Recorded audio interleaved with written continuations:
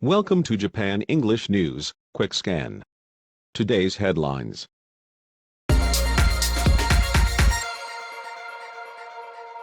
Japan starts year's first day of work amid Omicron fears.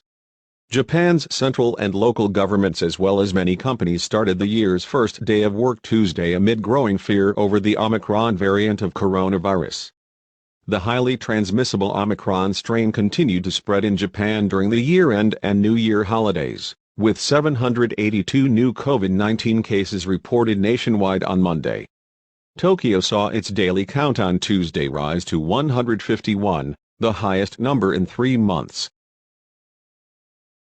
Nikkei 225 gets off to positive start in 2022. The Tokyo Stock Exchange started the year on an upbeat note on Tuesday, after the Dow Jones Industrial Average renewed its record high overnight in New York. The Nikkei 225 ended the day at 29,301, up 1.77% from last year's close. Investors were cheered by the positive outlook for the U.S. economy.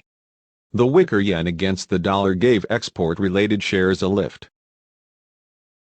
Japan reports 1,151 new infections. 225 in Okinawa, 151 in Tokyo. Japan on Tuesday reported 1,151 new coronavirus cases, the highest number since October 6. Okinawa Prefecture had the highest number with 225, excluding cases reported on U.S. military bases. The Tokyo Metropolitan Government reported 151 new coronavirus cases, up 48 from Monday and 105 more than last Monday. The number of infected people hospitalized with severe symptoms in Tokyo is 1 more than Monday, health officials said. The nationwide figure is 54, up 2 from Sunday. Regional banks to launch service for making bank transfers via smartphone app. Regional banks plan to enhance customer service by introducing as early as summer a smartphone app for making person-to-person remittances. By using a money transfer system to be introduced by megabanks this year, the remittance fees charged by regional banks, including the Bank of Yokohama and the Bank of Fukuoka, will be lower than those charged for their online banking services or be made free of charge. Remittance amounts will be capped at 100,000 yen. Plastic waste incineration in Southeast Asia driven by Japanese technology. In Southeast Asia, where marine plastic pollution has become a serious problem, incineration facilities for plastic garbage are being constructed with Japan's assistance.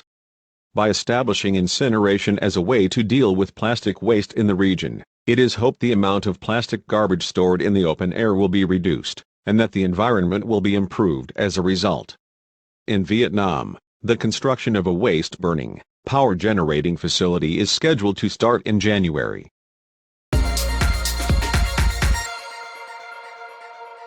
World powers make rare pledge to prevent nuclear weapons spread.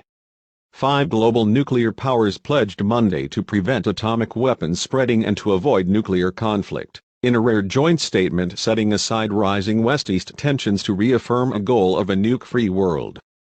The statement was issued after the latest review of the Treaty on the Non-Proliferation of Nuclear Weapons, NPT, which first came into force in 1970, was postponed from its scheduled date of Tuesday to later in the year due to the COVID-19 pandemic.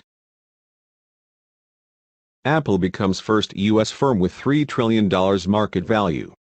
Apple Incorporated became the first U.S. company with a market value topping $3 trillion on Monday, aided by robust sales of iPhones and laptop products amid solid demand for remote learning and telework devices due to the coronavirus pandemic. Crossing the milestone means that Apple's market value has tripled since August 2018 when it hit $1 trillion. It went on to surpass the $2 trillion mark in August 2020.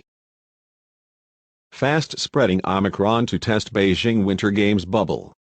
China's meticulous plans to prevent an Olympic-seeded COVID-19 outbreak by sealing all participants inside a closed loop for the upcoming Winter Games will be tested by the emergence of the highly infectious Omicron variant. It has reported only a handful of Omicron cases and largely succeeded in containing COVID-19 since it first emerged in Wuhan 2 years ago, thanks to a zero-tolerance policy that includes rigorous contact tracing, strict targeted lockdowns, and travel curbs that have drastically cut international arrivals. Snowboarding to give Japan an edge as Yuzuru Hanyu chases history. Japan's hopes of a record medal tally at the Beijing Winter Games rest on the shoulders of its snowboarding high flyers, while Yuzuru Hanyu's stellar recent nationals performance on return from injury also puts Olympic history within his grasp. Names like Yuto Totsuka, Ayumu and Ruka Hirano in the men's snowboard halfpipe as well as female riders Raira Iwabuchi and Kokomo Mures in the same event will all challenge for the podium at the games that begin on February 4th, with many showing they are still contenders. Thank you for listening. See you tomorrow.